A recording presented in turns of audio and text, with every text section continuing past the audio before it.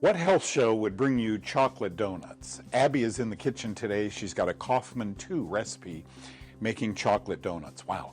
Dr. Margaret Christensen was an OBGYN until she and her entire family became sick. Her story is compelling. You must hear it. She's going to be on the show today to teach you a little bit about what inhaling mold can do to your body. Sad for her.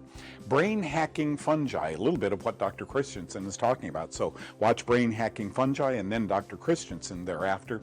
And then the study of mycology. Folks, myco means fungus.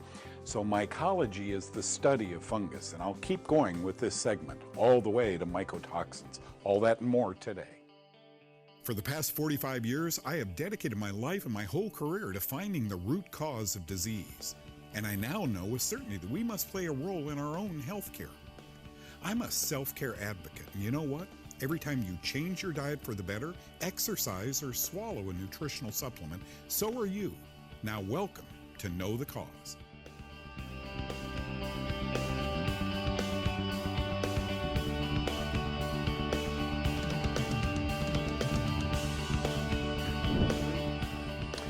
You know, so often the question comes to me in various and sundry ways, texting, email, etc., or sometimes doctors at medical meetings or you.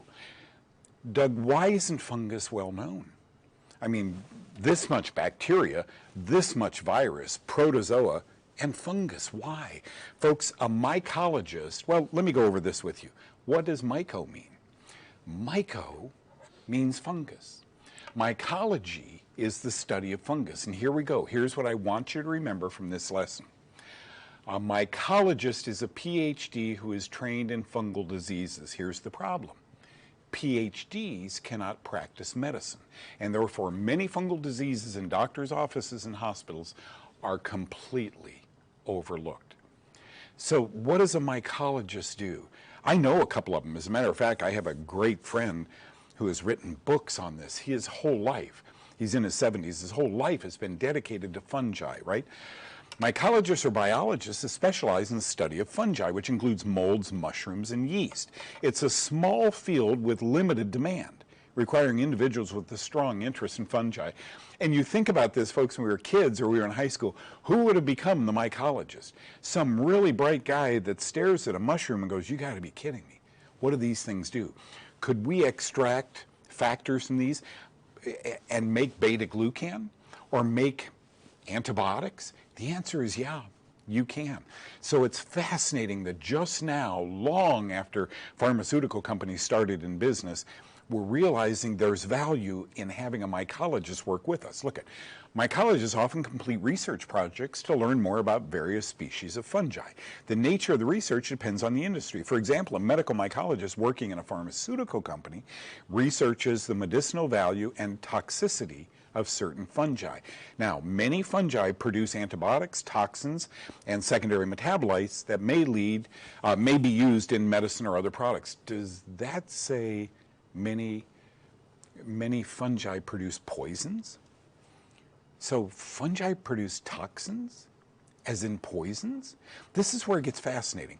Of the approximately 1.5 million species of fungi that are out there, only about 300 have been discovered to produce mycotoxins, fungal poisons. Many produce more than one mycotoxin, so there are likely over 1,000 of these poisons made by fungi. You know them as Candida, Aspergillus, Penicillium, but they're out there.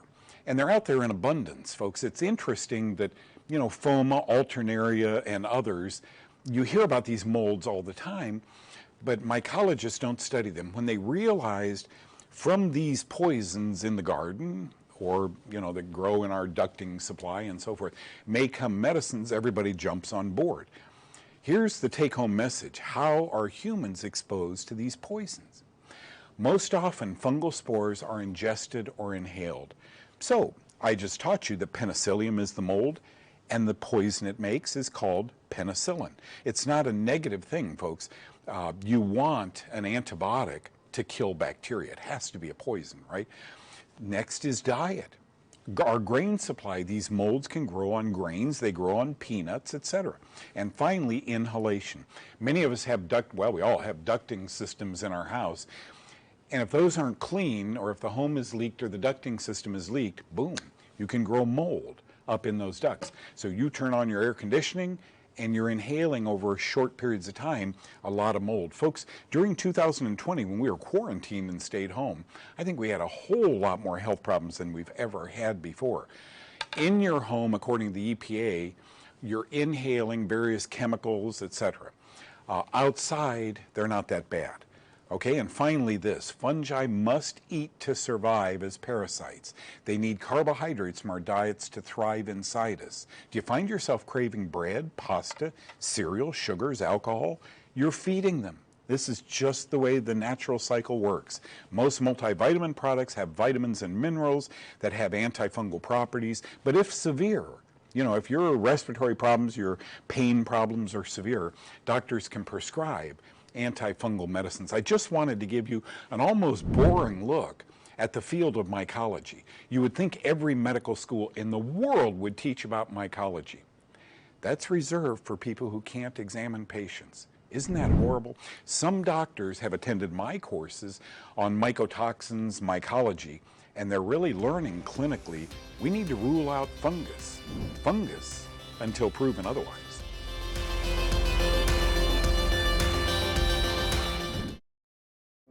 Friends, I received a letter. I do these live shows on Facebook and YouTube every Tuesday and Thursday, and we get, thousands of letters a month from people, or inquiries from people who want to know. I had a question, Doug. One of them said, I've lived in a moldy home. They've isolated these molds from my house. Can this affect my brain? Because I think it is. Can these molds be inhaled and affect my brain? So let's go down that road.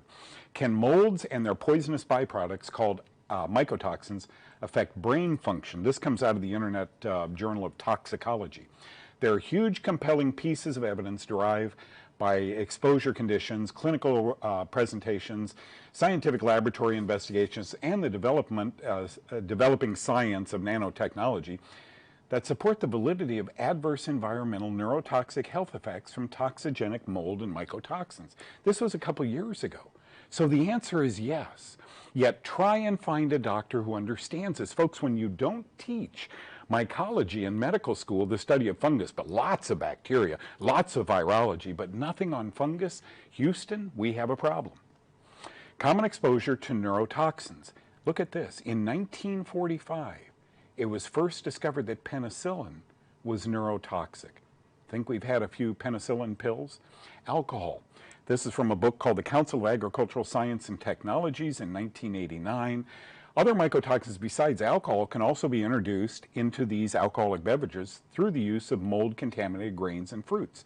Producers of alcohol often use grains that are too contaminated with fungi and their mycotoxins to be used for table food. So the risk is higher that you're consuming more than just alcohol in your beverage. Wow, that's a huge wow. The two most common neurotoxins that you and I would get into, starting when you were born, is penicillin and penicillin-derived antibiotics. And folks, it doesn't impact the brain that day. It can take decades. As you change the terrain of the tummy, so goes changes in the brain. And then alcohol. What happens when we get 21 years old, right? If you were me, anyway. Okay, most notable neurotoxins, and look where they come from. The fumonisins can induce neural tube defects in children. Main exposure is corn, macrocyclic trichothecene, saprotoxin, etc., from dust in water-damaged buildings. Ochratoxin A, it's teratogenic. It's a birth defect to an unborn fetus. It can induce birth defects. In study animals, exposure through grains and indoor mold contamination, but there's more. Aflatoxin B1 is teratogenic and immunosuppressive. It's mutagenic, it's neurotoxic, and a human carcinogen.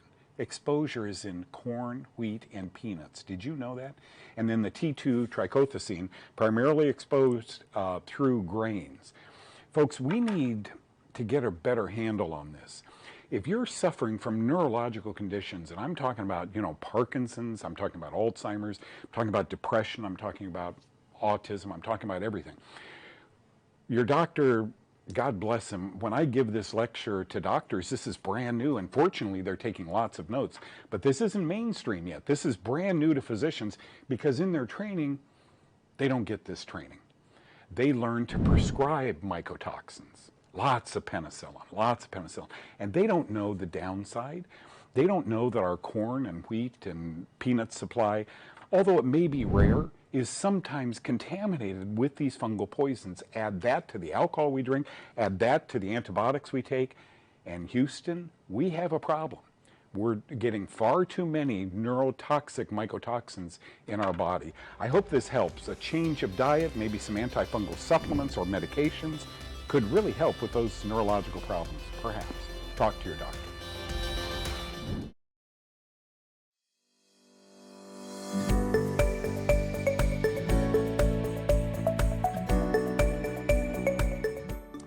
Debbie asks a good question because I allude to this during my live, right back on that set, my live Facebook segments. How do you rid yourself of electromagnetic fields in your home, your office, etc.? First of all, there's a couple kinds, right? There's ionizing radiation, mammogram. And then there's non-ionizing radiation, cell phones, 5G, etc. EMFs, all the same, electromagnetic fields. Do they bombard us? Does the smart meter outside the wall, where your headboard is that affecting your behavior, your brain, your body chemistry adversely? There are units that can be bought to block electromagnetic radiation, electromagnetic fields. Some of them are personal, a little $400 thing you wear at the airport on your body, etc. Some of them are big units and can cost thousands of dollars, but they seem to subdue electromagnetic fields in your home. Study these and find the one that works best not only for your budget, but to rid yourself or block electromagnetic fields.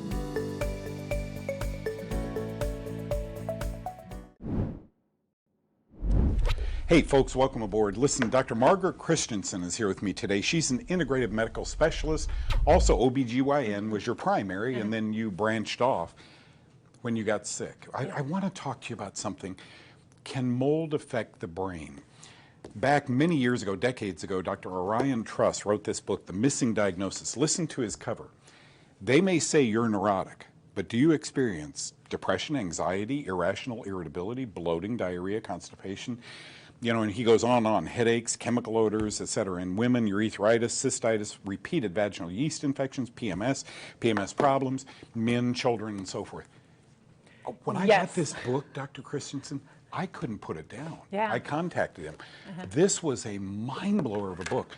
And he talks about candida. Candida is a type of fungus. It's a single cell fungus, so it's called yeast.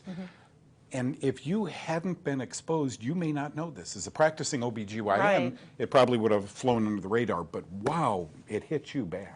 It's huge. And for me, when it manifested as chronic fatigue, fibromyalgia, insomnia, anxiety, depression, in kind of a moderate level. One of my children got severe psychosis, was having hallucinations.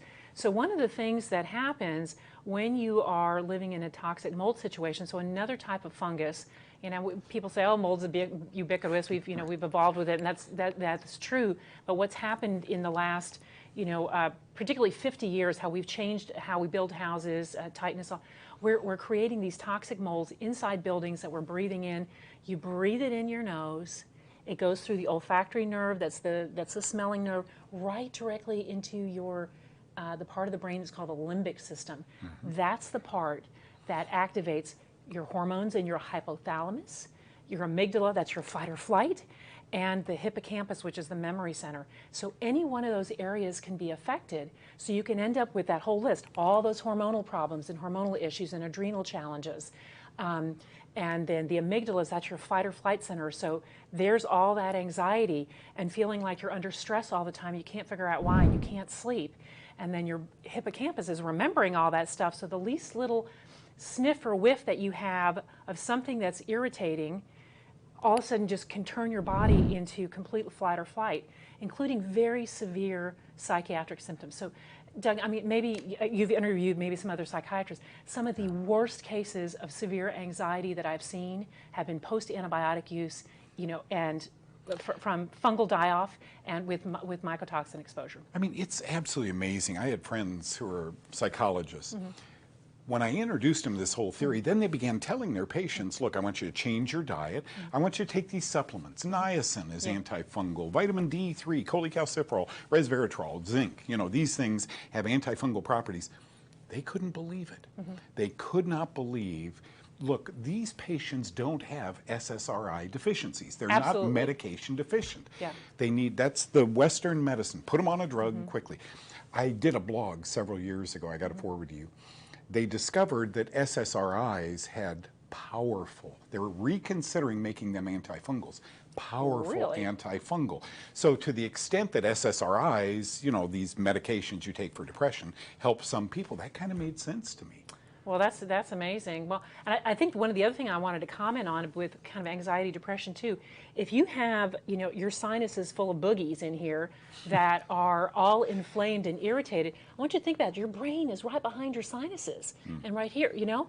And so you're inflaming your brain, and that's where people just feel, oh, the brain fog. No kidding. And again, that, you know, severe anxiety, it gets started. So just even doing sinus rinsing, if you have anxiety, depression, can be helpful. What did the Mayo Clinic say in 1999?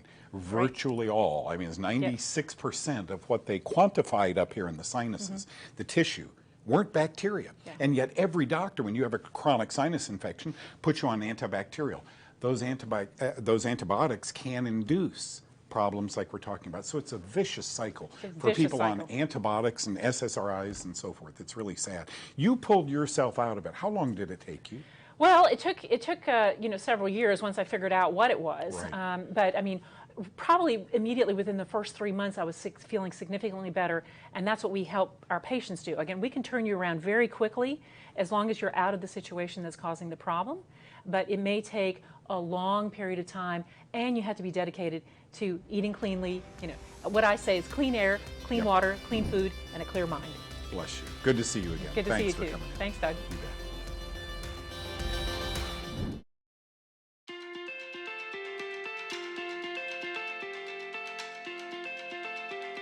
Hi, I'm Abby, and today in my kitchen I'm going to show you how to make Kaufman 2 chocolate donuts.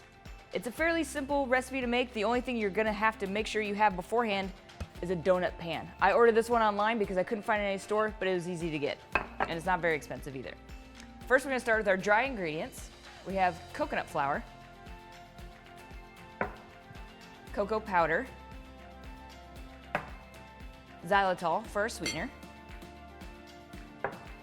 baking powder, a little bit of salt, and we're gonna mix all of these up together, get them nice and incorporated.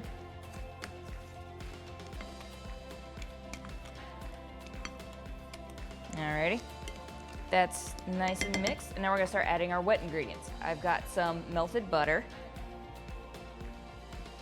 all that in there. Got vanilla, and 4 whole eggs.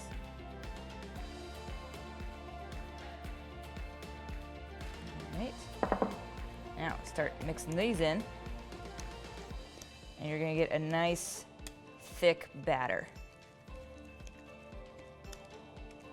Now, the last ingredient that we're gonna add to our batter is gonna be some freshly brewed coffee.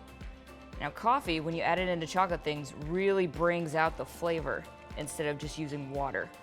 So if you're baking with chocolate and cocoa, if the recipe calls for water, just go ahead and add coffee instead, and it's gonna give it a really nice mocha flavor. And this is gonna thin it out just enough to where we can put it in our pre-greased donut pan.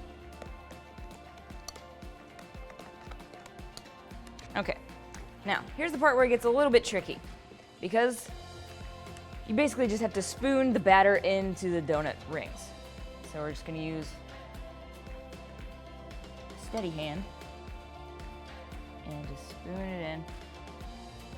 You don't want to get it too full. This makes about 10 donuts, so you don't want to get it super full, but you do want to fill them up to where you have a good size.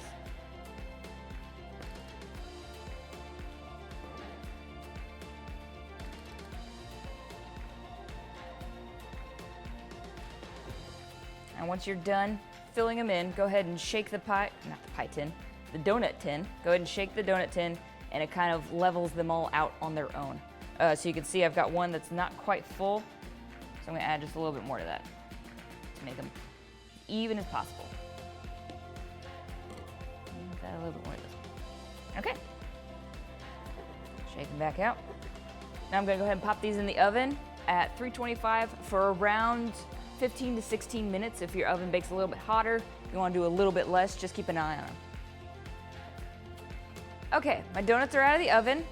I've got them nice right here on the cooling rack. I'm gonna let them cool off as much as they can before I ice them. So right now I'm gonna go ahead and make the icing.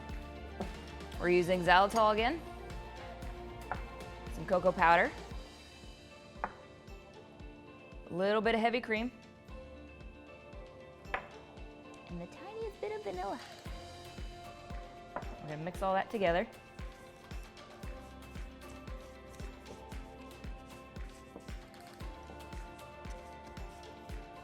You notice it's really kind of dry and clumpy, which is why I have the rest of my cup of coffee that I brewed earlier.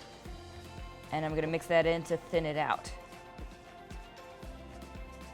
But this is the part where you're gonna need to eyeball it, because you need to add just enough to where it's thin enough to make it into an icing consistency.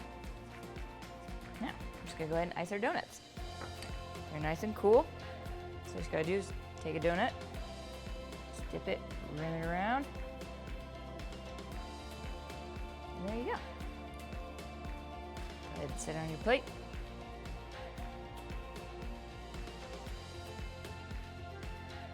There we go. And let's do one more.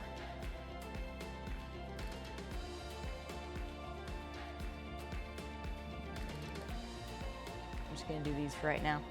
These take about, if you want them to set really hard, they take about half an hour to set fully, or you can just go ahead and eat them right now.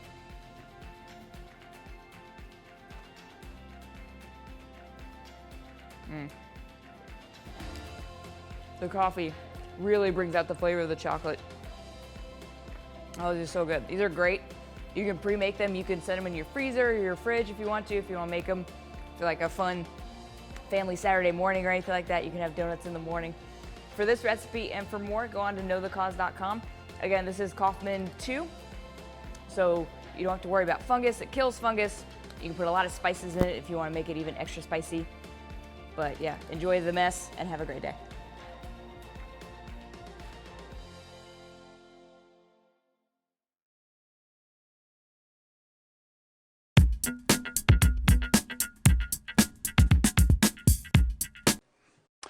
Mycology, the study of fungus. It's what the basis of this show has been for 22 consecutive years. And a lot of you are getting better by understanding that a lot of what we're diagnosing out there may have a fungal undertone. Talk to your doctor about that. Even the Center for Disease Control says talk to your doctor about fungus, and to you physicians and nurses, think fungus. CDC, not Doug Kaufman.